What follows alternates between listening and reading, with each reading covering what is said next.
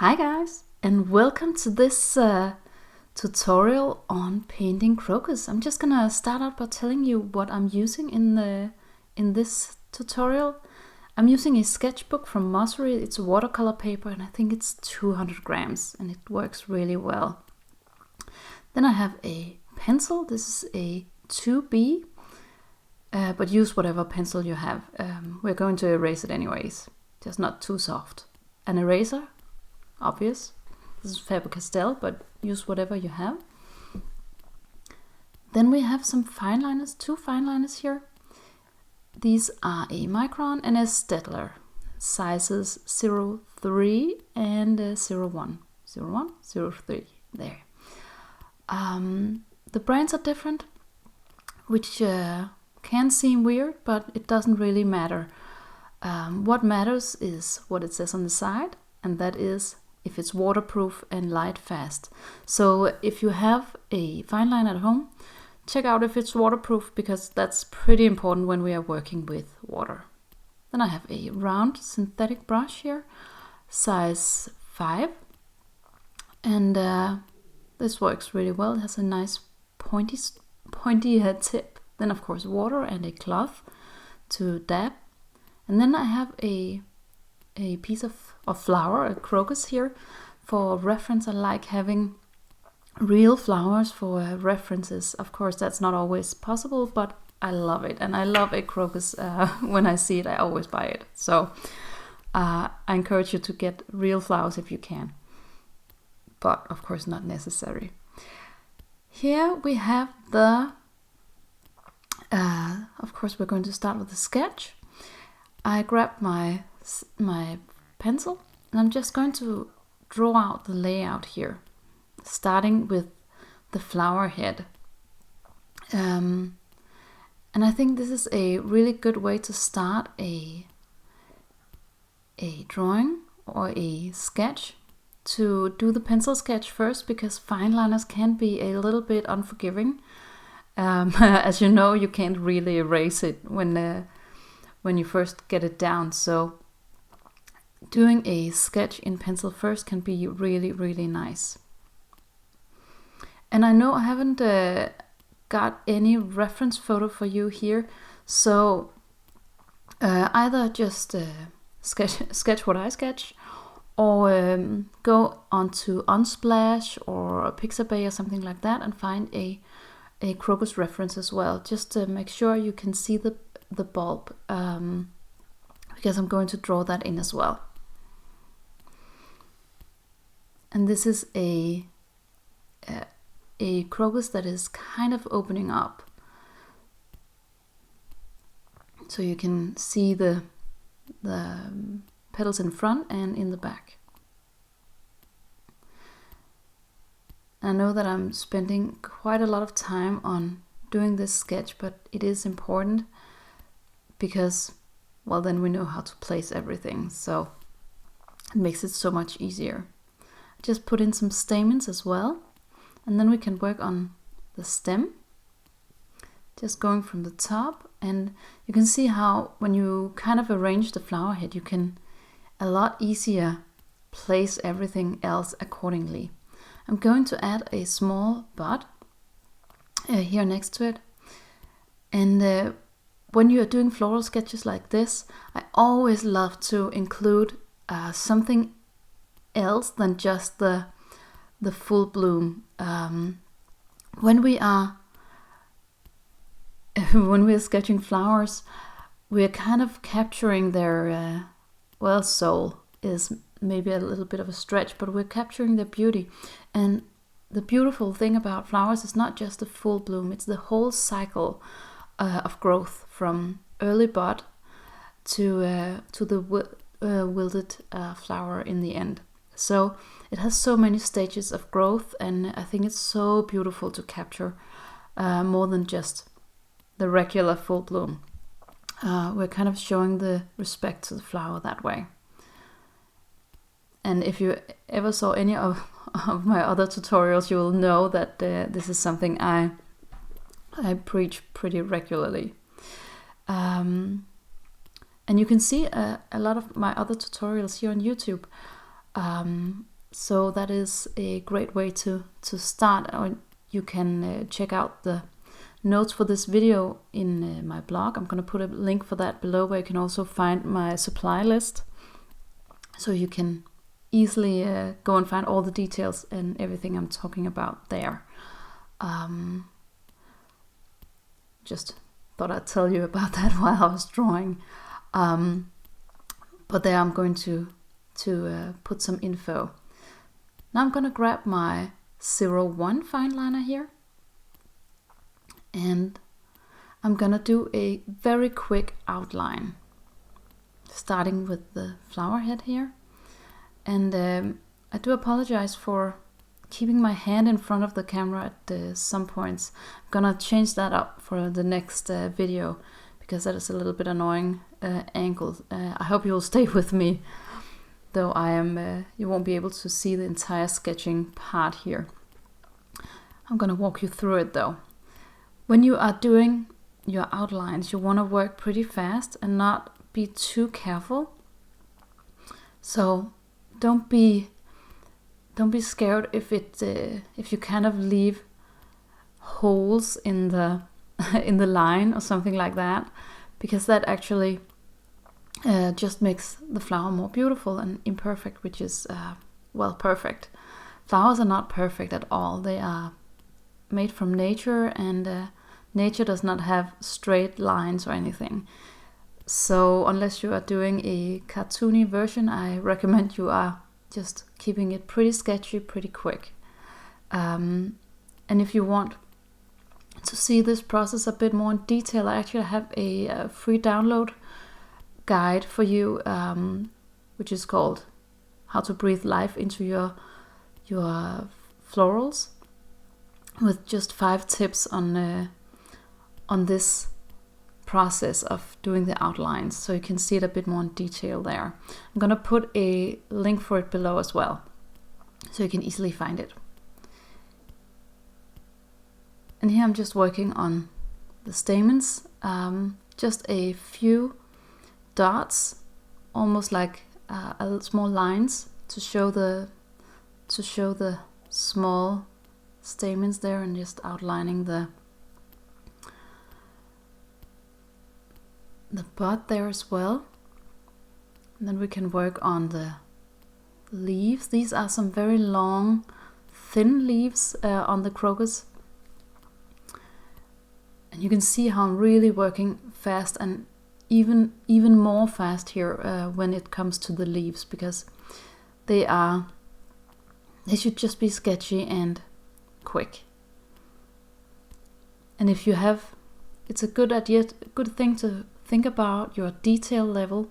So when I'm doing my leaves, they are have very little definition, and the flower head has a little more. So by increasing the detail level, you will guide the viewer to where you want them to look, which is the flower head. I'm just slowly hinting the bud as well, where these blooms have grown from. Just adding, you think about the texture of a bulb. It's kind of not like, almost like bark. It has a lot of texture compared to the smooth petals and leaves. So you want to try to see if you can draw that in by using the Fineliner to create another texture than just the straight, smoother edges here. And you can see I'm just adding a little bit of dirt as well, and that'll be even more textured. So you can see I changed up the texture once more. And the bulbs are actually just C-lines, or C-shaped lines that are kind of hugging the bulb and following its lines and curve. So I think I'm gonna do a little bit with this bulb maybe. No, I think I actually really like it here at the moment. So I'm just gonna take my eraser and remove all the pencil lines. And this is, whoa, that is shaking out the table. Oh, okay, if you're getting seasick, please close your eyes and I'm gonna tell you when I'm done. So you can avoid getting too sick of watching me do this, or you can just fast forward. I am halfway there, so keep your eyes closed for a little bit longer. Working on the bulb. I should have sped this up. Try to take a close look when you feel like you're done erasing. You take a closer look and you might find more lines. But now I'm done, and you can open your eyes, and we're ready to get started painting. So I'm gonna grab my watercolor set here.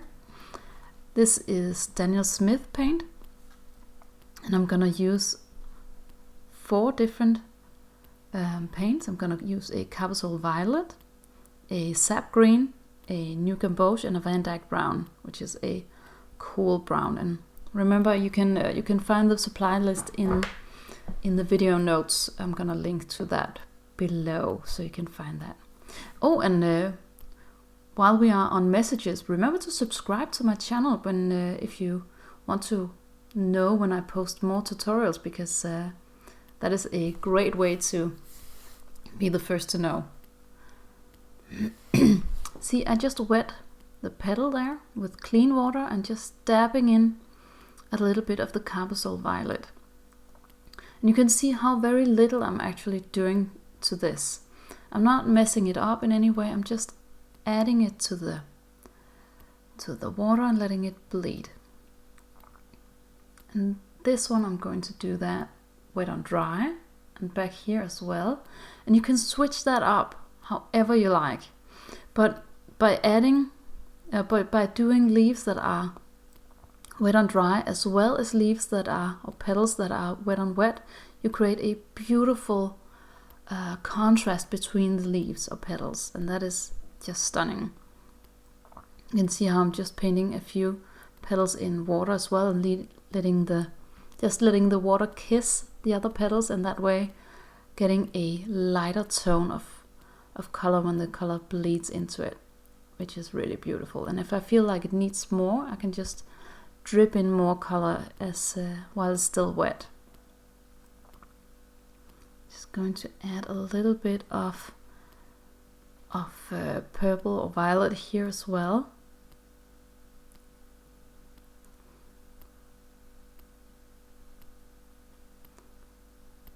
And if you feel like it looks a little bit strange, then remember that while it's wet, it's still working, and the paint and water is still mingling and doing its thing. And you can see how I added the New Gamboge to the stamen part. And here you have to be really careful, because yellow and violet is complementary colors, which can make them stunning next to each other. But also muddy them up really, really, really hard if you mess it up just a little bit. So when you put down your yellow, don't touch anything, or you will risk getting a really, really brown crocus. Here I'm just doing my greens wet on dry. You see, I'm just gonna let that touch a little bit so the violet bleeds into the green. That's really pretty. Just holding my brush pretty high and getting some color in here. You can see how quickly this is done. You can do a sketch like this in a few minutes, and that is just the perfect way to take a small break from everything. Just adding a bit of yellow to the leaves there as well. Now we have this part of the flower. It needs a little bit of violet too, just to kind of attach it to the rest of the flower. And then we can work on the bulb here, and that is brown, of course. So I'm going to take my Van Dyke Brown. This is a cool brown, one of my favorite colors, because it's just stunning and works with almost everything. So if you consider getting a brown, then I would definitely go for a Van Dyke Brown, because it's perfect for branches and stuff like this. Creates kind of a cool tone to everything. I'm just gonna dab it in a few places. When you add a color, make sure that it kind of goes into somewhere else in the painting as well to tie it together. And the Van Dyke Brown can actually be a really beautiful dark as well, so it's easy to incorporate in your painting. Just adding a bit of color here to the ground, not much, just to kind of attach it to something. And now we can let the paint dry and we can come back to it in a second.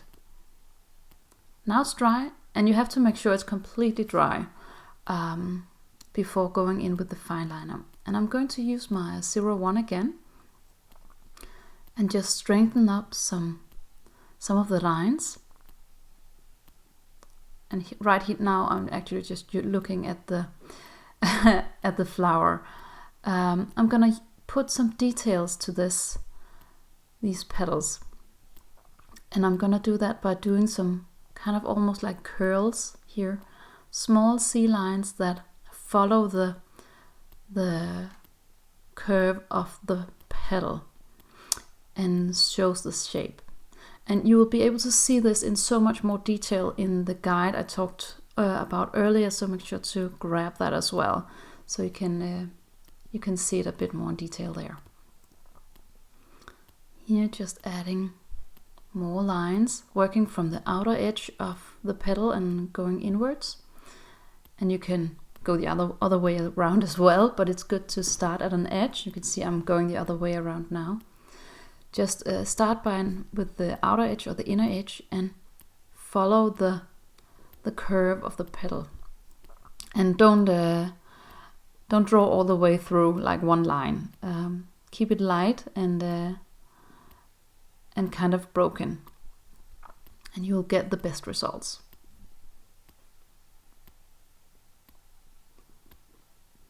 Yeah, I'm just adding lines where I find like it needs a little bit, and you'll know that this, or you'll recognize that this layer is actually really going to enhance your flower, because it gets so much more dimensional when you are adding these small lines here and there. And you don't have to do it on all the petals. You can totally just draw on a few, and that will be enough to draw in the viewer. But you can also add it to more. And I think one of the hardest parts about this style is that it can be a little bit difficult to stop. So, and this is actually one of the areas where I find it hard to stop, because it's so much fun to add these lines and just create this beautiful shape. Oh, and if you have any suggestions for something I should cover more in detail in another YouTube video, please write it in the comments below, and I would love to hear. I'm going to do more videos, and of course make sure to subscribe so you hear about them. And I would love some inputs on what you would like to learn, because otherwise it's just me guessing. I can guess pretty good because I've gotten a lot of questions from my students over the years, but it's always nice to hear from you. So I'd love to hear that. And here I'm going to strengthen a few of the lines here, but mostly just adding texture right now.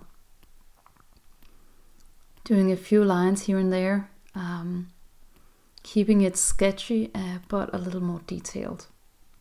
And when you're adding, especially when you're erasing pencil lines after you put on the fine liners, your lines can be become a little bit light, because a little bit of the fine liner actually goes away when you are erasing. So it can be really good to go over those lines as well, just a little bit. I'm gonna grab my 02 as well, 003, and just to strengthen a few lines here. When we're using fine liners, you don't get much variation in the lines, so it can be really good to give your lines a little bit of variation, almost like you were using a nib pen instead. Because giving that line variation, I'm just gonna, I know it's hard to see, but I'm just drawing on the left side of some of the shapes and also the bottom, so it almost gives an illusion of a little bit of shadow. We didn't do any shadows on this flower, so by adding these lines on the left side and a little bit on the bottom will give an illusion of shadow. Also a little bit where some of the petals are overlapping can be good. And here down at the bulb there will be a lot of shadow, so you can really try to get some darks in there as well. But remember, don't overdo it, especially because we don't want people to be looking at the bulb.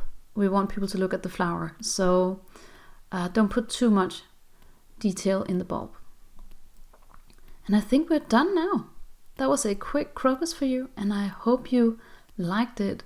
Make sure to subscribe, and I would love to see your crocus on Instagram. Use the hashtag Camille Damsbo Art Inspired to show me.